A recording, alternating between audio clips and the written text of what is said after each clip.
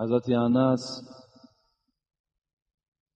رضی الله تعالی عنه میگوید من 10 سال در خدمت رسول اکرم صلی الله علیه و سلم بودم. با رسول اکرم یک جایه بودم، با او خدمت میکردم، با او آب طهارت میدادم و حبیب خدا چنان یک فعل داشت که بار هم بر من نگفت که این کار تو خوب است یا ناخوب است، این کار را درست کردی یا نادرست کردی. چه یک اخلاق نمونه داشتند. داروخانه شفافرما داروهای طبیعی را به شما پیشنهاد میکند. سامیون وان برای شخصانی که خراب هستند و میخواهند وزن گیرند. ام پلوس اپیمدیوم برای با قوت شدن، خوب کردن گردش خون، برای طولانی کردن همخوابگی. ماس پیگمنتو برای کسلی های پسریاز و سفید شوی پوست. بین داکس برای ریزانیدن کرم های معده و روده. مینوکسیدیل برای برآوردن ریش و موی سر. کرم فرانک برای دراز نمودن مهلت همخوابگی. ماسلا خیلبی برای ریزانیدن سنگ های گرده و تبابت آن. فات زورب برای کم کردن وزن زیادتی. السلام علیکم دوستان عزیز. آیا شما برای گذشتن از سرحد دشواری میکشید؟ مهلت حجت‌هایتان به آخر رسیده است؟ پس من برای شما خدمت رسانی شرکت نور محمد را پیشنهاد میکنم. با ماشین‌های نو و زمانوی، با باوری و اعتماد کامل، توسط رانندگان مرد و زن، شما را از منزل استقامتیتان تا خط سرحد برده برای عبور مرز مساعدت می نمایند. یادآور می شویم که اگر شما از نام شبکه حاجی میرزا مراجعت نمایید، برایتان تخفیف ارائه کرده می شود. رقم ها برای تماس: جمع 7 926 319 59 61. و حضرت انس میگوید لکن اکثر وقت پیغمبر خدا را گوش می انداختم، دعا می کرد. چی دعا می کرد؟ دعا می کرد و پناه از عذاب قبر می کرد. از این خاطر من هم می خواهم پیش از آغاز صحبت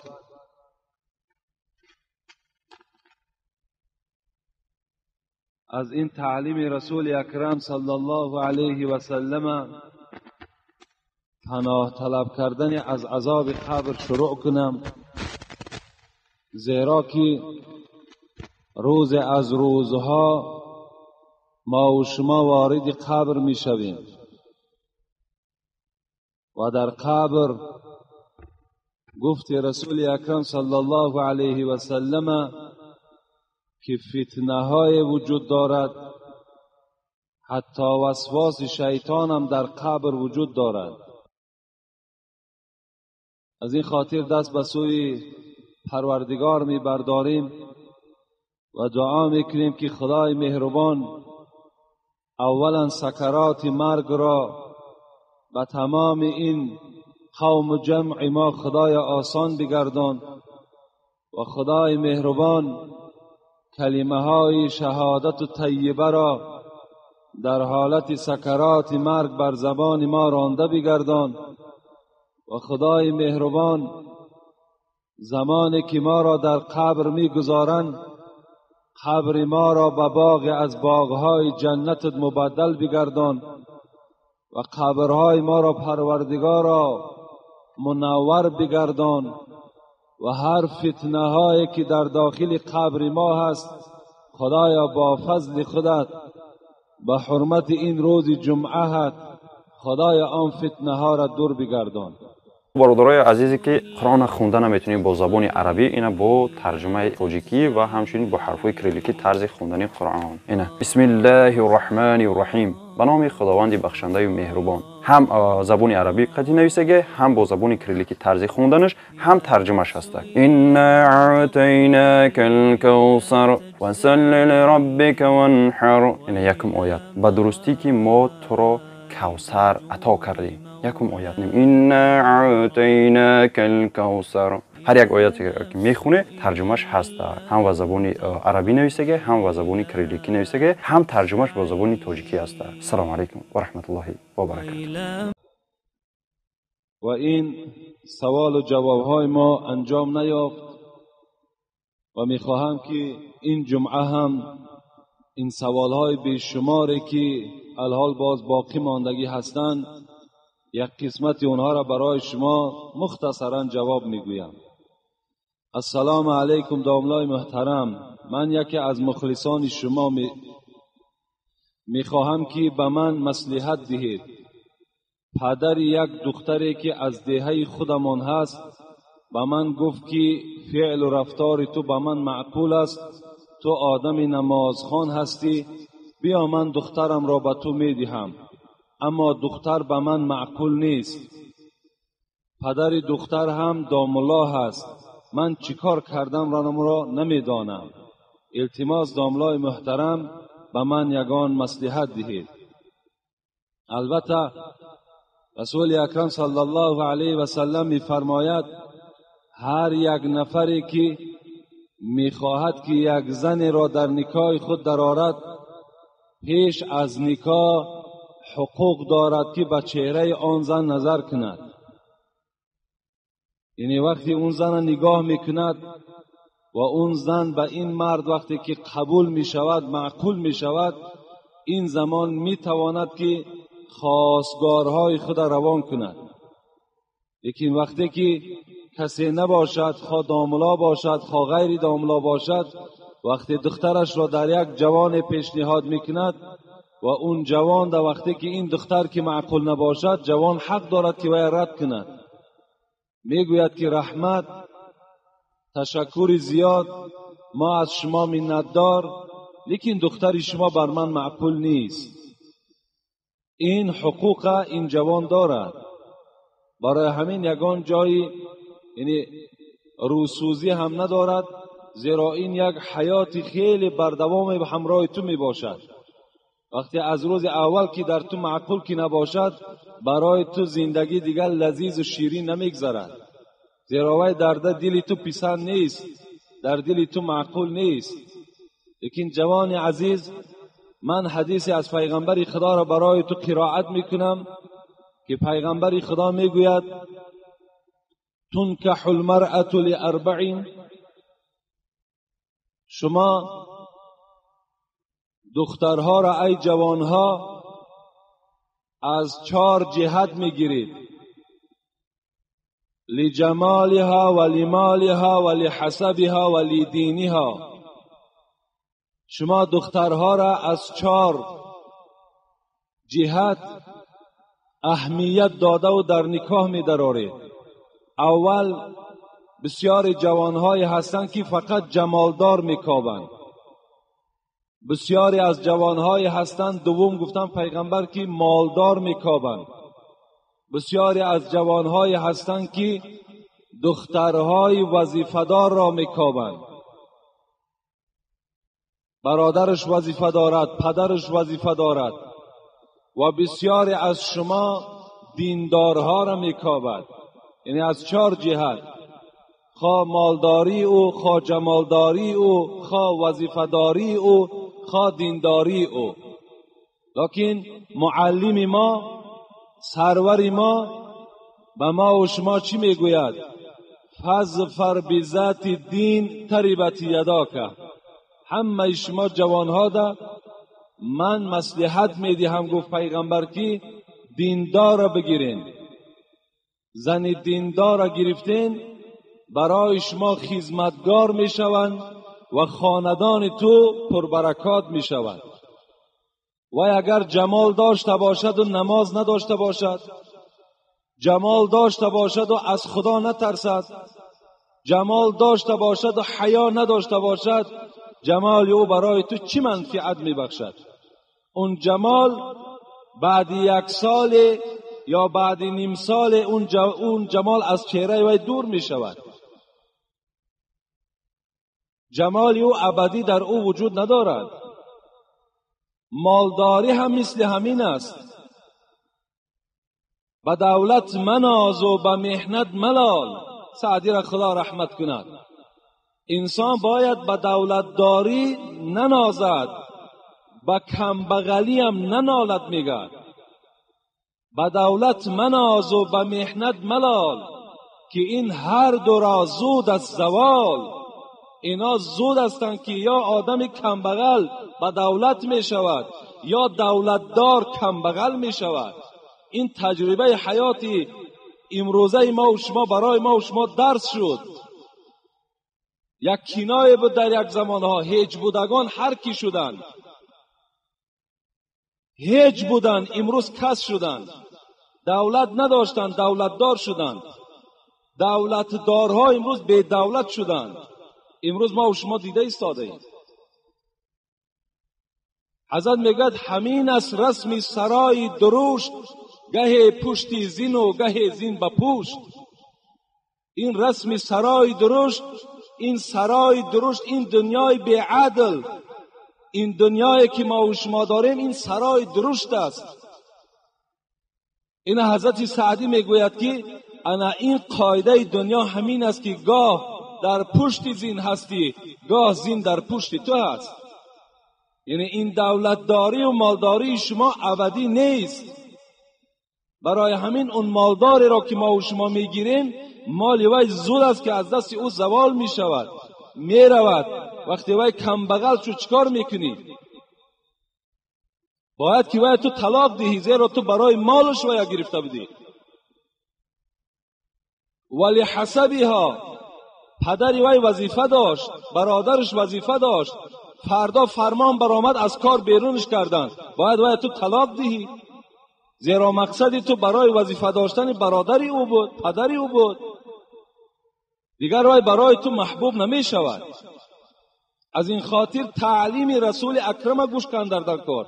دیندار، با ستر، با حیا، این برای ما و شما مبارک است.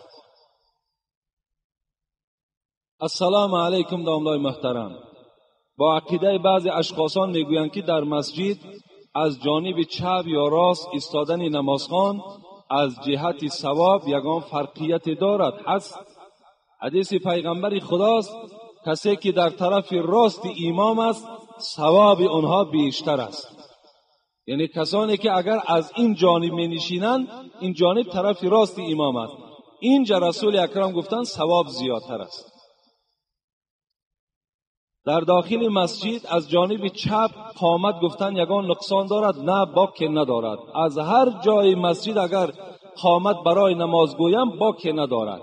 از هر جای قرآن، از هر جای مسجدم اگر قرآنم که خوانده شود باک ندارد. یک سوال دیگر آمد است که اگر از بین قوم یک کس قرآن خواند و پیش و پس وی آدمها باشد یگان زلال دارد؟ نه، زلال ندارد. از کجای اگر مسجد از قفا است، از بین است، وقتی آیت خوانده می شود این یگان زلال و یگان نقصان ندارد.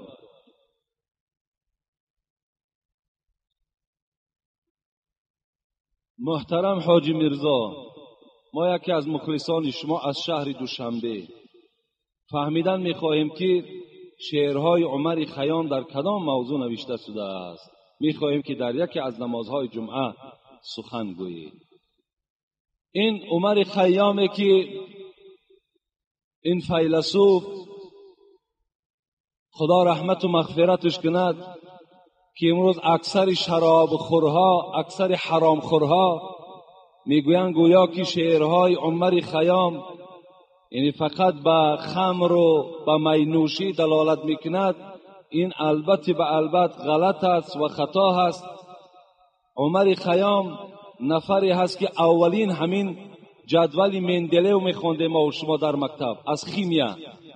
انا همین جدول مندلیو اولین خیمی که در روی دنیا عمر خیام است. کشفیات این از طرف عمر خیام شدگی است. این حضرت در باب توحید، در باب خدا ترسی، عشق به پروردگار صحبت‌های زیاد دارد. میگوید فریاد که عمر رفت بر بیهوده، فریاد که عمر رفت بر بیهوده، هم لقمه حرام و هم نفس آلوده. فرموده ناکرده سیه رویم کرد، فریاد ز کرده های نافرموده. چه یک معنی های خیلی زیاد دارند. یا دیگر شعری او را میگوییم: دانی که سپیددم خروز سحری، هر لحظه چرا همی کند نوحگری؟ چرا همین خروز سحر فریاد میزند ای صاحب خانه از خواب بخیز؟ دانی که سپیددم خروز سحری، هر لحظه چرا همی کند نوحگری؟ یعنی که نمودن در آینه صبح، از عمر شب گذشت تو بیخبری. ای غافل از خوابت خیز، از عمر تو یک شب گذشت، چی بندگی به خدا کردی؟ میگوید این برای تو این خیل میگوید. این را عمر خیام میگوید. خدا رحمت کند عمر خیام. یگان خیالاتی بد نسبت این نگذرانید. اینا همه فیلسوف، همه این عالم های برجسته اسلام هستند.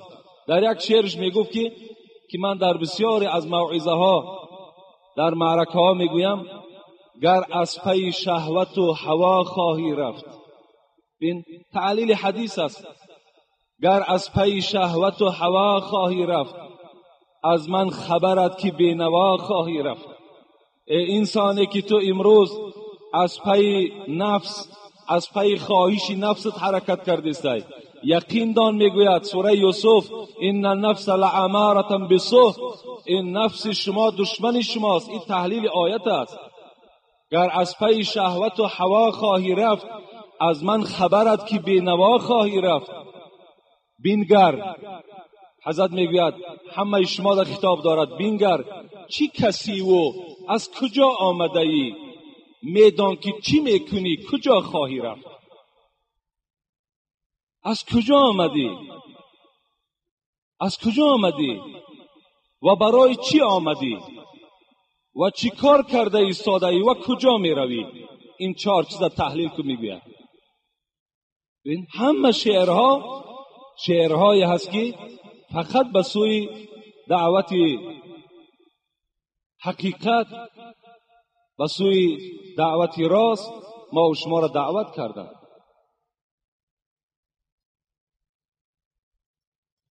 السلام علیکم و رحمت الله و برکاته. محترم حاجی میرزا، به سوالهای زیرین جواب گردانید.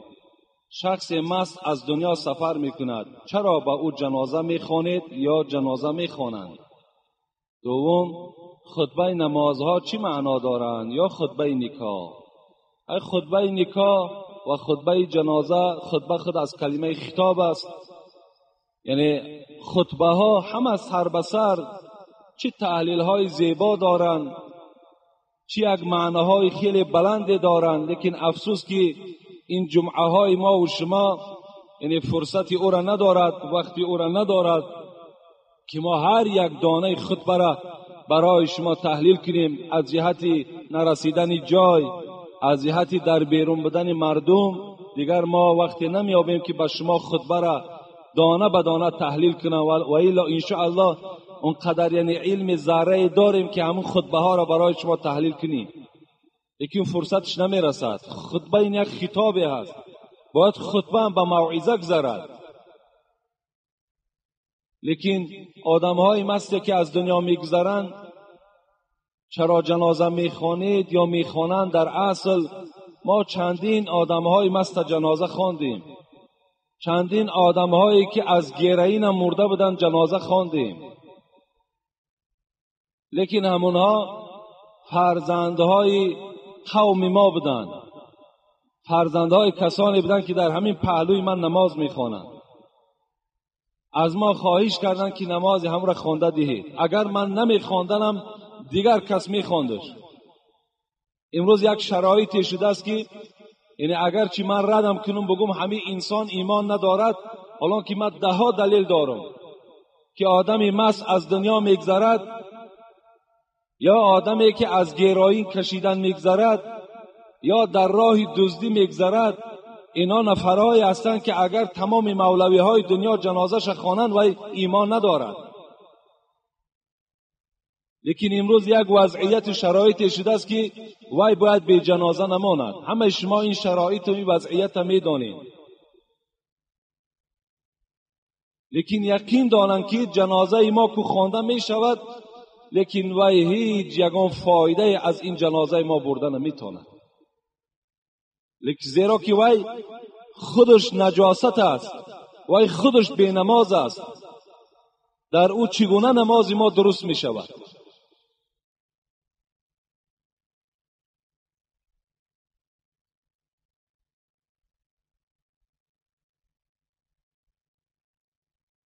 السلام علیکم داملای محترم. خواهشمندم با سوال من جواب پررد دهید که برای دیگران هم عبرت شود. شخصانی هستند که بازم روزه نگرفتن و نماز نخواندن، دین را تحقیر کرده، دینداران را دشنامهای قبیح، مردم را از رفتن مسجد منع میکنند.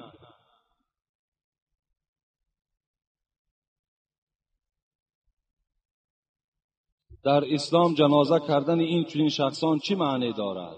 من گفتم کسی نباشد وای وقتی که مثال ترغیبات های ضد دینی میبرد یا اینکه مردم نمیگذارد که مثال به مسجد رود، یقینا و ایمان ندارد. لیکن باز بر این خیل انسان ها جنازه خوانده هم که شود، اونا تماما همون خاطرشان جمع کنند، برای که هر چی که در حمید گفتی خداوند در سوره زلزله که و ما یعمل مثقال ذره خیرا یره و ما یعمل مثقال ذره شرا یره، هر چیزی که اگر به منزله یک ذره در دنیا نیکی کرده باشی، خدا تو را پاداش نیکی میدهد. اگر یک ذره بدی کرده باشی، پاداش بدی است. از مکافات عمل غافل مشو، گندم از گندم بروید جو ز جو. هر چیزی که در دنیا شما کاری دین، حتمی باید چکار میکنین؟ در نزد پروردگار شما پاداش میگیرین. حضرت جلال مولوی جنونی میگوید زراعتگاه دنیا جای کیشت است، عبادت قیمتی باقی بهشت است. این دنیا میگه زراعتگاه است. چگونه که شما یک پارچه زمین دارین، در او سبزوات میکارین، در او گندم میکارین، در او دیگر زراعت ها را شما میپاشین و حاصل میگیرین، پیغمبر خدا میگوید انا همین دنیایی که در بالای او شما دور زده ایستاده این، این به منزله هم پارچه زمین است. هر چیزی که کاری دین، انا همون جزاش منتظر باشید. عبادت قیمتی باقی بهشت است.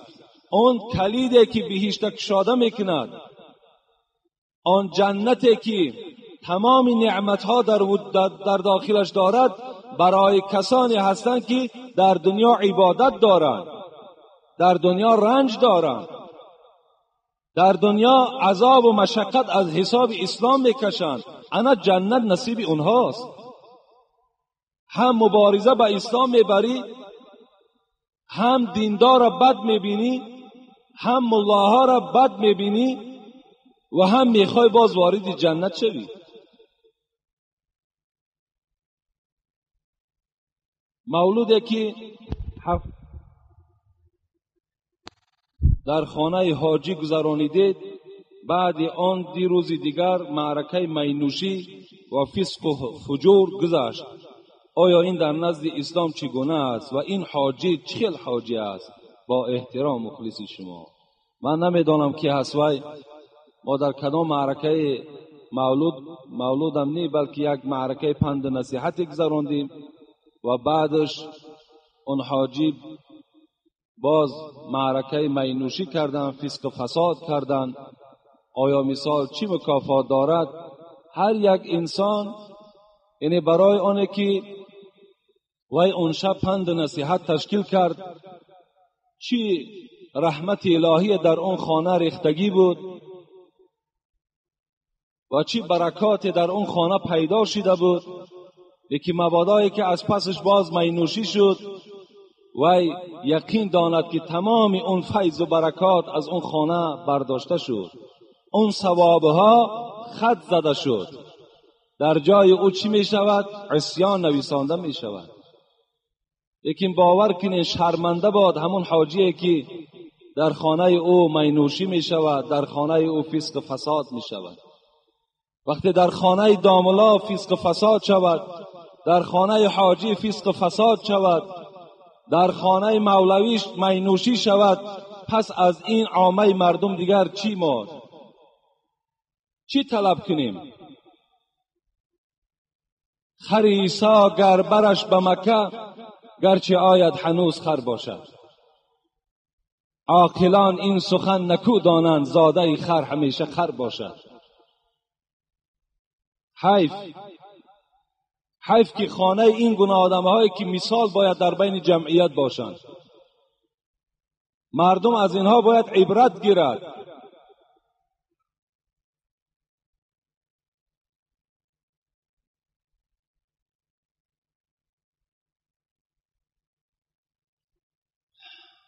السلام علیکم. داملای شیرین سخن برای مردانی که لباسهای تنگ میپوشند همه سخن میگفته. یک در باب لباسهای تنگی که امروز جوانها میپوشند، این خیلی بی‌ضررتر است از آنی که دخترهای شما لباسهای تنگ میپوشند. لباسهای تنگی که جوانها میپوشند این بی‌ضررتر است، این بی‌خللتر است از اونه که دخترهای ما و شما لباسهای تنگ میپوشند یا تماما بالاهای سر کشاده ماندن. لباسهای ملی و لباسهای اسلامیشان ترک کردن اون خطرناکتر است و اون عذاب دارد. لیکن رسول اکرم چند حدیثش از کتاب لباس من برای شما الحال میگویم که اولا همه شما بدانید که لباس خودش یک نعمت است. و لباس چی است؟ لباس، مقصد لباس این است که هم انسان باید برای عورتش یعنی ستر کردنش است و دوم اهمیت لباس همین است که حسن انسان چکار میکند؟ میبرارد. هر یک جوان وقتی یک لباس میپوشد جمال او، زیبایی او از روی همون لباسش پیدا می شود. از این خاطر باید لباسهای خوب پوشیم. در لباس ها هم اهمیت دیم که چگونه لباس می پوشیم. امروز باز همون ترغیبات غرب است که در لباس های شما هر گونه صورت های دخترها و صورت های مردها را کشیده روان کرده ایستادند. اونها را شما نپوشین. اونها لباس های شما نیستند. اونا حتی در خانه بودن در نمازهای شما خلل نقصان دارد. در بدن بودن در نماز شما مکروه است. چی زیرپوش شما باشد چی از بالا باشد، هیچگاه همین لباسهای صورتدار در دست نگیرین. حتی که اگر خدا شما را توفیق زیادر داده باشد، حتی همون سلفنهایی که صورت دارند اینا همش همون ترغیب و تشویق مردم یهود است. این برای بیدین کردن ما، ضعیف کردن ایمان ما و شما این صورتهای لچ روان میکنن که نگاه کنن و اونها مثل یک چگونه که یک دارو را و یک لباس در تلویزیونها رکلام میکنن که مردم همون دیده و هوس میخورد. انا همین رکلام مردم یهود است که اونها را دخترای ما و شما وقتی میبینن درها را عاشق میشوند، میگه چگونه این لباسی زیباست، در حال وای در بدنش میکشد. حتی شما توانین همون سلفنها را در دستان نگیرید، اونها را حتی نخرید، زیرا در اونها خریدن شما گناهگار میشوید. اون 20 درم در گپ نیست، لکن 20 درم عذاب شو بگو در نزد خدا.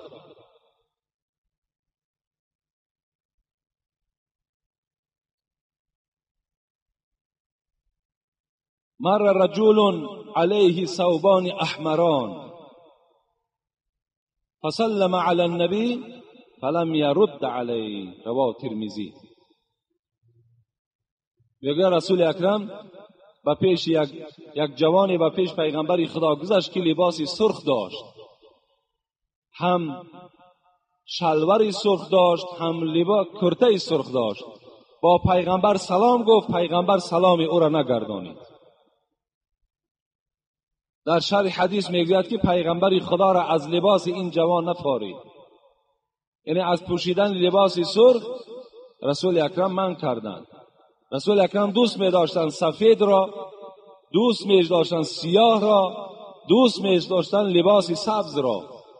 خوبتر و بهترش اینا است، اگرچه در دیگر لباس ها هم صحبت ها هست، لیکن بهترینش رسول اکرم جدا کردن لباس سفید است. گفتن با لباس سفید گفتن حیات خودتان گذرانین و حتی در حالت مردن تانم کفن تانم از لباس سفید کنید. حالا سرشیدگی است. انشاءالله همینجا یک مسجد دو آشیانه در نظر گرفتگی هستیم و زیاده از 1000 آدم انشاءالله در همینجا باید که ما جای کنیم، زیرا که یک زمستان ما و شما گذرانیدیم، چند زمستان گذرانیدیم و چند بهارها را گذرانیدیم. حالت مردم را دیدیم که چه حالت در نماز خواندند. از این خاطر این خدا برکت دهد. بعضی برادرهای ما از آن جمله اینجا حاجی عارف هم اشتراک دارند که خیلی یاردم کلانی کردن برای همین مسجد ما. انشاءالله این گونه مخلص ها ما داریم و این گونه جوانهای هستند که خداوند توفیقشان دهد ما را کمک میکنند و این مسجد هم یک آبادی شهر ما و شما می شود. یک آبادی همین مسجد ما می شود. گفتن که همینجا یک یشی گرداندن در کار، خیلی میلش اختیار دارند. السلام علیکم داملای خوشتخن. شخصی که پرسد ساعت چند شد، در این حالت ساعت 1:17 گذشته باشد بگویی که 1:20 شده است. آیا این دروغ است یا نه؟ همراه 1:17 گو آخی، همون 1:17 باشد بگو 1:17. در اصل دروغ می شود. وقتی میگو 1:17 هست میگو 1:20 شد، دروغ می شود کو. از این خاطر این گپ در همون 3 دقیقه نیست. گپ در این که میگد الخیر عادتون و شر عادتون و نفس معتادتون. این نیکی عادت است، بدی هم عادت است، لیکن نفس یکی از اینا میگیرد.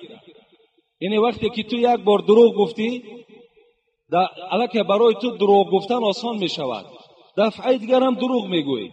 2 بار شد البته برای تو آسان است، دیگر 3م بار و 4م بار دیگر همین تا دروغ گفتن میگیری. وقتی دروغ گفتی رسول اکرم میگه الکذاب لا امتی، دروغگو اصلا امتی من نیست. از این خاطر بهترین صورت شمین است چند باشد همون ساعت برای همون جواب گو. شما اگر تو 1:17 گوی وای نمیخندد یا تو را یگان دشنام نمیدهد، برعکس وای باز وقت چه انیقتر میفهمد چیز جای زلال است.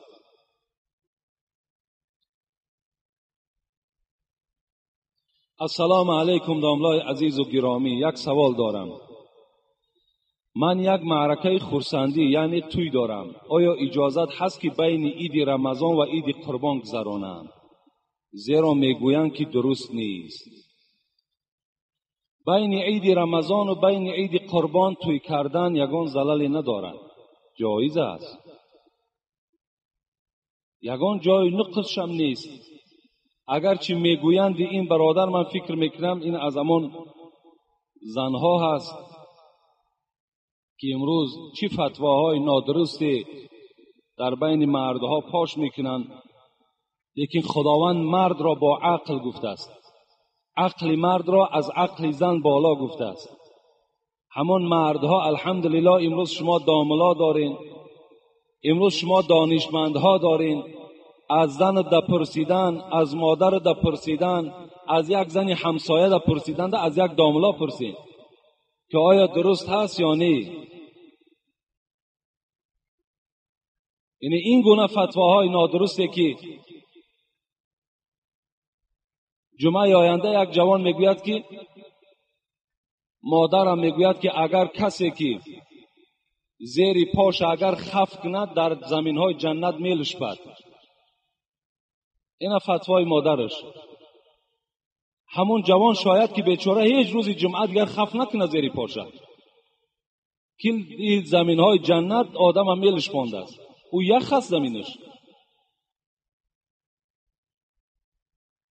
این گونه فتواها و این گونه گفتارهای اون زنها در شما اهمیت ندهید.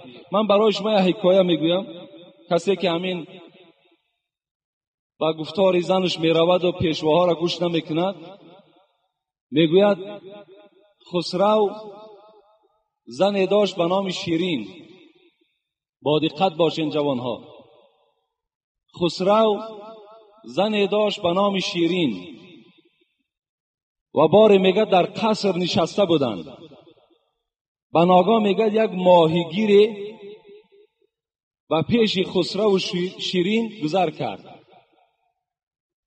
و از بس که میگه این خسرو پرویز میگفتند. این خسرو که بسیار ماهی را دوست میداشت به این ماهیگیر گفت برای من یک ماهی ده.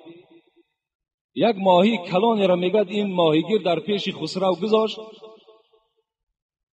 و خسرو که پادشاه کی بود 4000 تنگه برآورده در دست ماهیگیر داد و ماهیگیر به او دعا داد و پشت گردانید و از قصر میخواست که بیرون شود. زنی او شیرین به خسرو چی گفت؟ گفت شوهر کاری نادرست کردی. این شوهر وقتی که به گپ زن میکند چی جزا میگیرد؟ گفت بسیار کاری نادرست کردی. گفت چی گونه؟ گفت تو یک ماهیگیر گفت در بدل یک ماهی 4000 تنگه دادی.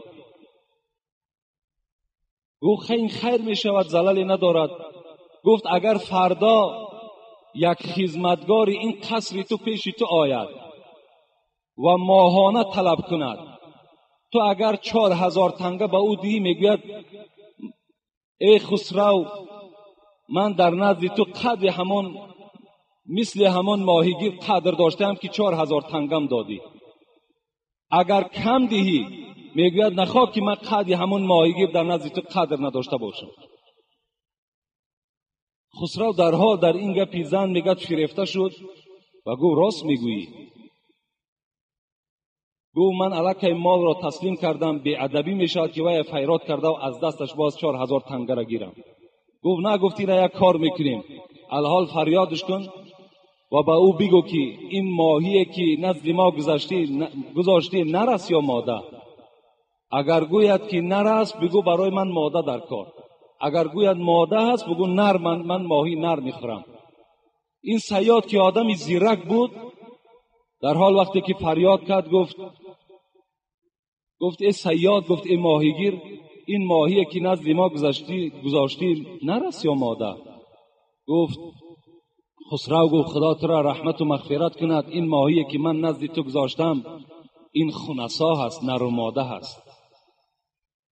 بسیار آدمی زیرک بودند. خسرو خوشش آمد، به نهایت مثل شما وری خنده کرد و گفت خزینه دار گفت 4000 تنگه دیگرش تین. گفت 4000 تنگه دیگر را گرفت. تنگه های اون چنخه مثل آهن بود. 8000 تنگه شد. بالای گردن بار کرد و خواست از قصر بیرون شود که یک تنگه همون میگه در زمین زد و همون 8000 تنگه را با همون وزنین در زمین میگه گذاشت و یک تنگه را گرفت در جیبش انداخت. باز خواست که در پشتش بار کند که این کاری او هم به شیرین خوش نآمد، به زن خسرو. خسرو گفت این صیاد بین چی عملی نازشتی دارد. 8000 تنگش دادیم، یک تنگه که در زمین افتید همون خم شده گرفت، نگذاشت که یک غلام تو همون تا میگذرد همون را گیرد. خسرو گفت در اصل گفت اینقدر آدم ممسک بود است. فریادش کرد گفت اینجا بیا. گفت صیاد من تو را 8000 تنگه دادم، اینقدر وزنی نگفت. برای یک تنگه شده او را در زمین پرتافتی و یک تنگه را گرفتی، یک رحمی در وجود تو نبود. گفت خسرو گفت خدای مهربان گفت را غیرت زیاده بگرداند. تو میدانی که من برای چی این یک تنگه را گرفتم؟ گفت برای چی گرفتی؟ برای گفت در این تنگه صورت شما هست و در این طرفش گفت نام شما هست. من نگذاشتم که اگر این در زمین باشد این بی حرمتی می شود، نفر او را مثال زیر پا کند. خسرو باز خوشش آمد. گفت 4000 تنگه دیگر دهید. گفت 12000 تنگه این صیاد از پشت مصلحت زنش زلال دیدند. و چی گفتند؟ گفتند وای به حال کسی که با گپی زن چکار میکند، رفتار میکند، در عوض 1-2 زلال میبیند. از این خاطر از شما هم خواهش میکنم که هر یک مسئله که شما میپرسین از پیشواهاتون پرسین. زنهای شما نه مدرسه خوانده است، زنهای شما نه آیت میفهمند، زنهای شما نه حدیث پیغمبر میفهمند. اونا چی میدانند که بین عید رمضان و عید قربان توی کردن درست است یا نه؟ لیکن من به شما میگویم که اگر این گونه توی‌هایی که این برادر حاجی کرده است، از عرق نوشی باشد، از رقاصه باشد، از فسق و فساد باشد، از سخنهای لهو باشد، در تمام سال کردن این حرام است، نه یک بین عید رمضان و عید قربان. تمام سال ده اگر شما کنین برای شما چی است؟ گناه پیدا میکند. خلاص.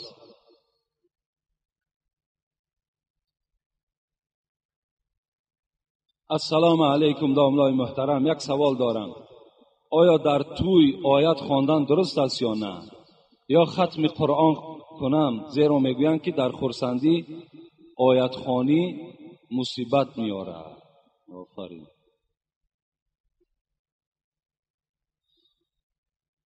عرق دادن مصیبت نمیاره. در $300 و $500 یک دختر فاحشه در بین حولی ما و شما پا میزند، مصیبت نمیاره. $1000 $2000 در یک سراینده از کیم کدام مکان گرفته میاریم، مصیبت نمیاره. دخترها را فتح میپشانیم پیش حضرت امیرجان میبریم، مصیبت نمیاره. معرکه های سرخراجات و بی‌معنی که در خانه ما و شما رخ میدهد، اینا مصیبت نمیارن و یک آیه قرآن که در معرکه خوانده شود مصیبت میاره. خودتان مقایسه کنین، مصیبت در آیت خواندن است یا مصیبت در این معرکه هایی که من یادآور شدم؟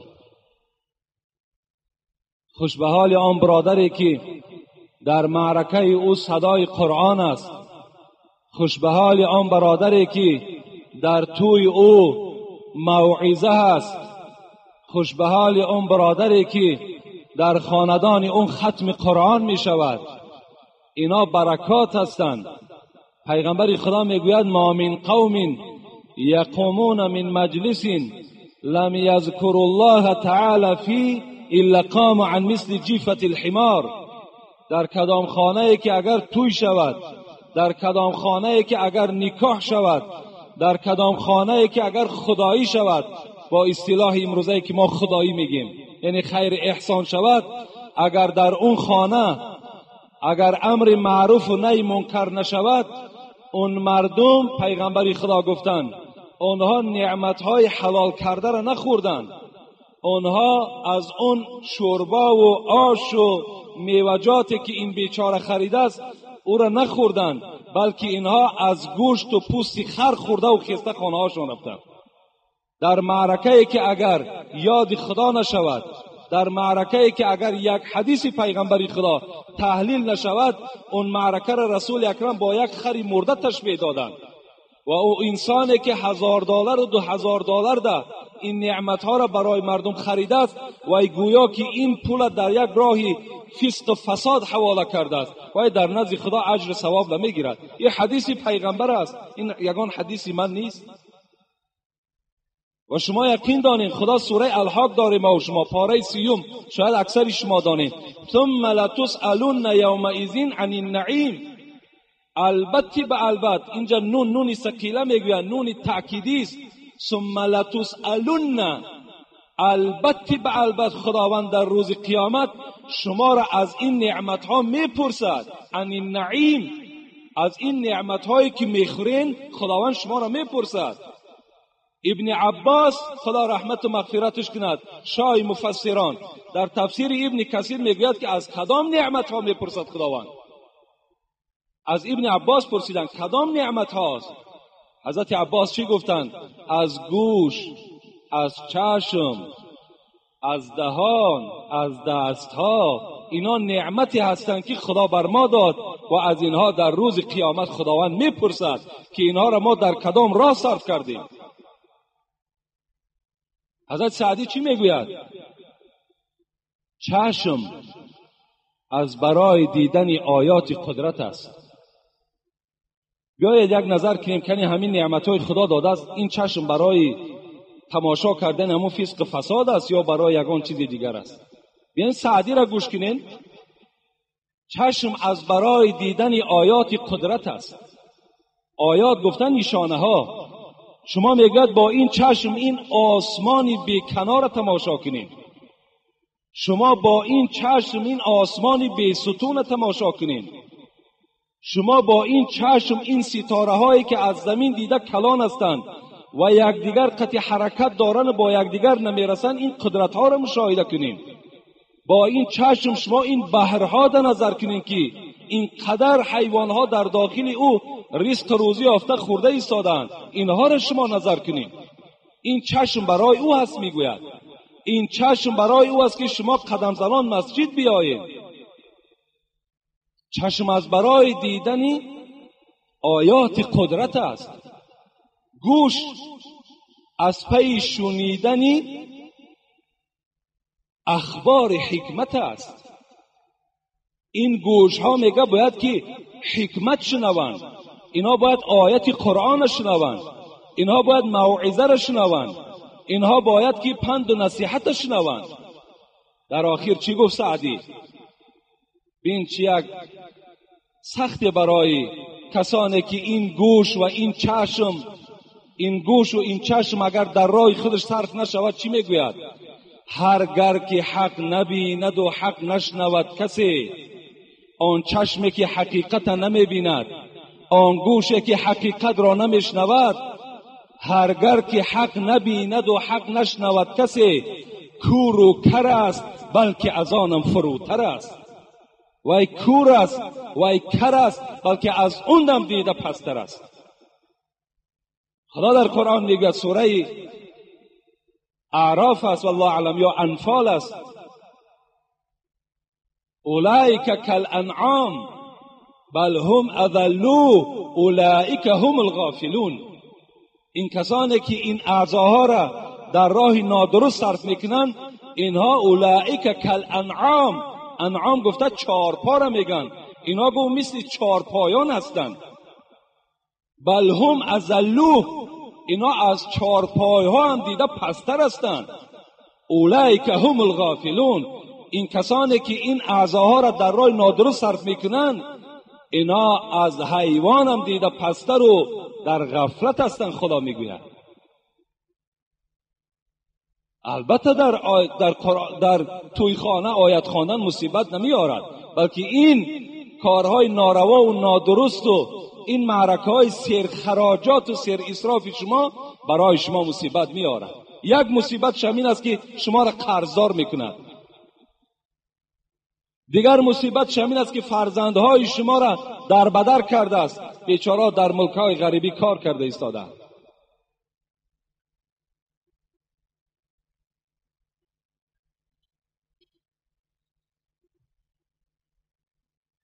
السلام علیکم داملای عزیز و گرامی، خدا شما را عمری دراز و تنی صحت دهد که ما از شما بی نهایت استفاده زیاد میبریم. درباره ثواب صلوات چی ثوابی دارد؟ من هر روز 100 بار صلوات میگویم. التماس برای من چیزی خبر دهید.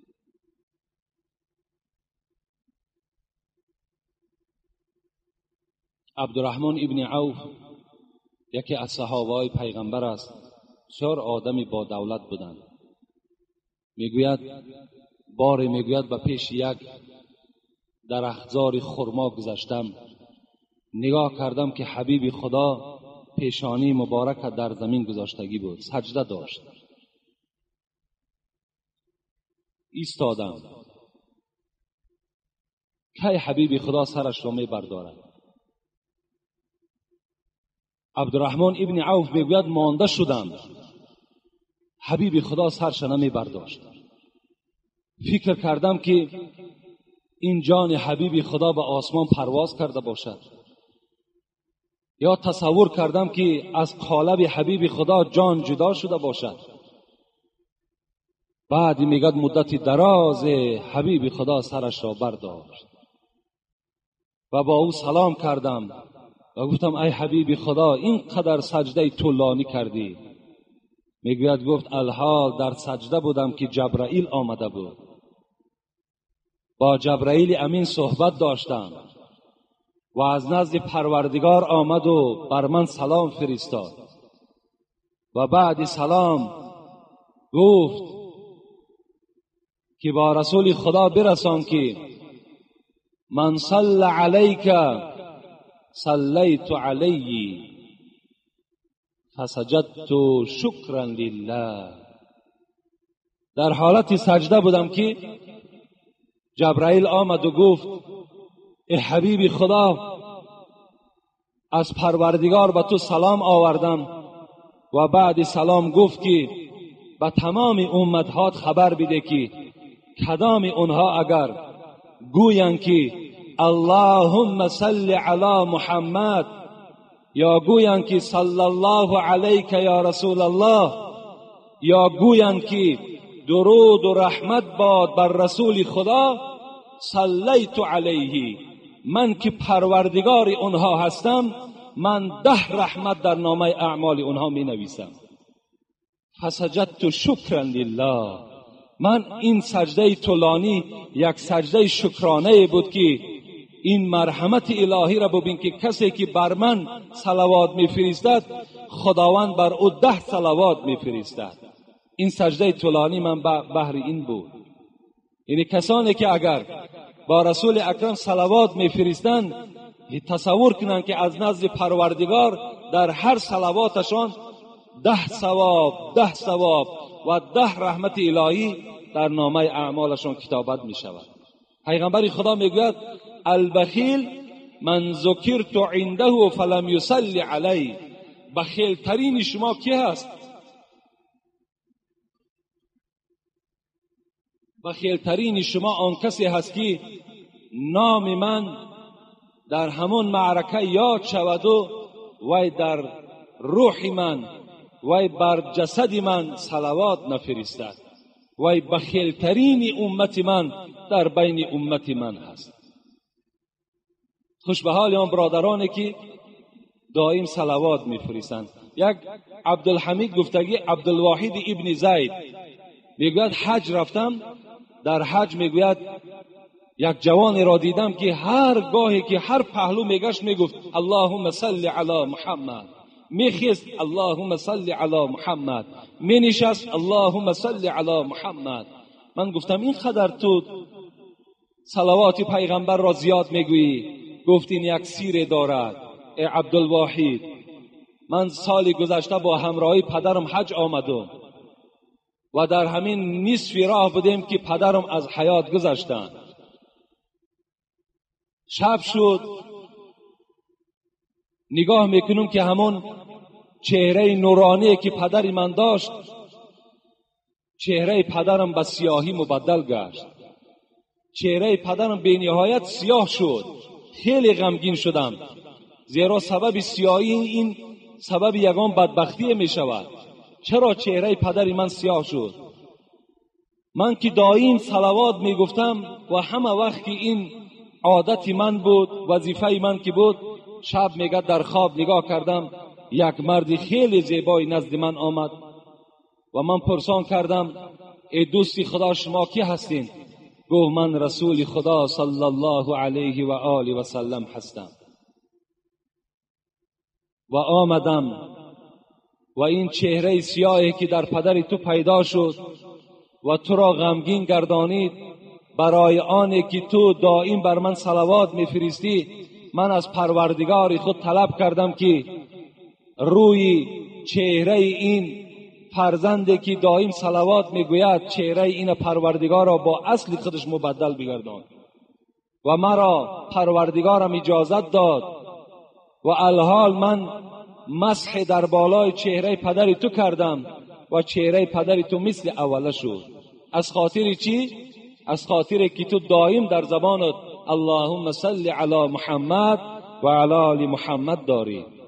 از این خاطر این وظیفه هر کدام ما و شما هست. بازم این صلوات گفتن باز با سنت های پیغمبرم چنگ زدن در کار. فقط صلوات چگویم و لیکن با سنت هاش اهمیت ندهیم این معنی نداره. محبت باید جدی باشد. از روی محبت میگوی. حضرت امام ازهری را پرسیدن ما معنی محبت العبد لله و للرسول؟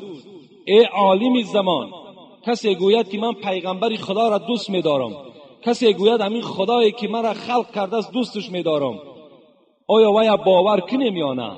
امام ازهری گفتن اینجا گفت یک تجربه هست برای آنه که وی شما فهمین که وی دروغگو هست، وی از روی زبان میگوید یا از تحت دل.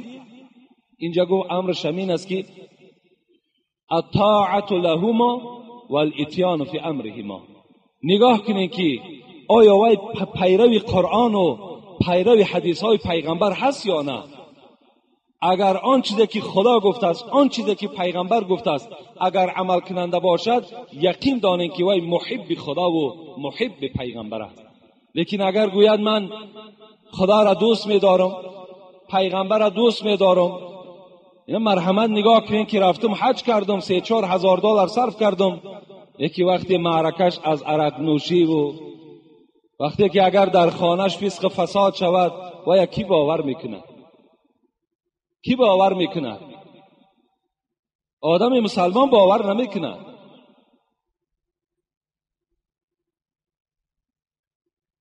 و آخر دعوانا عن الحمد لله رب العالمین.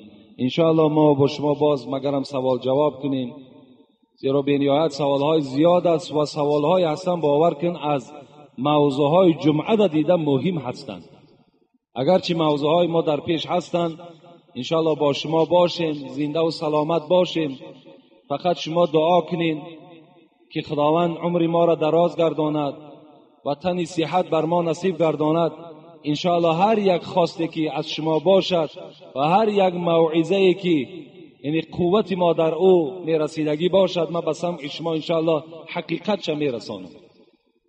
لیکن این سوالهایی که الحال در خاندان دارم با کمش یک 50 سوال دیگر در خانه است، همه اونها جواب میگوید.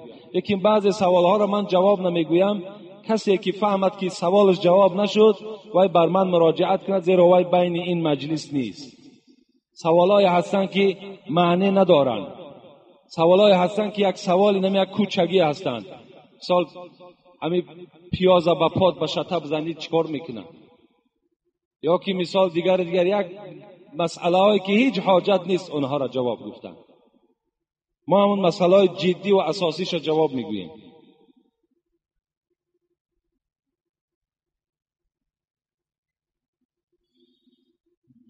اینجا در یک قطار برادرها در این مسجد ما یاردم کردن. از آن جمله یک برادرمان جمعه پیشین ابراهیم از دوشنبه یک بلندگویک آورد که اینجا در نزد من استادگی هست. فراموش کردیم دعاش کنیم، دعا بتیم. کسم از دوشنبه زیارت آمده بودند و یک برادر دیگر هم در بازار گوشت میفروشند، چند بار یاردم ها در این مسجد کردند. اون برادرم در حقش دعا میکنیم. و اینجا نام هایی که هست مثل اکای محمد الله از همین محله ما نزدیکتر بالاتر، این هم یاردم خودشت دراز کردن در این مسجد. برادر ما قوت بچه حاجی شریف از کاریز.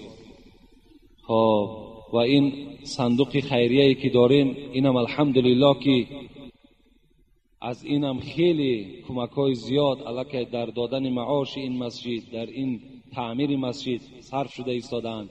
یعنی کسانی که مبلغ‌های زیاد نمیتونن داده، میتونن که با هم مبلغ‌های کمی که دارن در همون صندوق خیریه انشاءالله هر کس موافق همون قوتش در نزد پروردگار ثواب میگیره. اگر همون آدم‌هایی که دست نارسن لیکن نیت‌های نیک دارن، میگوید اگر من مثل فلانی اگر دولت داشته باشم، من این مسجد مثال خودم بسیاری بچه‌های هستند باور کنیم به خدا قسم میخورد که اگر من دولت داشته باشم همگیش در راه خدا صرف میکنم، لیکن چیکار کنم که دولت ندارم. انشاءالله وای به نیتش، به همون نیت نیکی که دارد، به همون نیت نیکش موفق میشود. شما اگرچه بعضی پولم که نداشته باشین فقط دعا کنین در هر نمازتان که خداوند همین عمارت‌های مسجد کسی مانع نشود.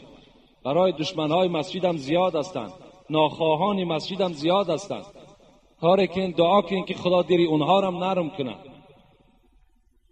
یک نفر میگه در عراق میگذشت، مردم عراق بسیار بیچاره کم بغل بودند.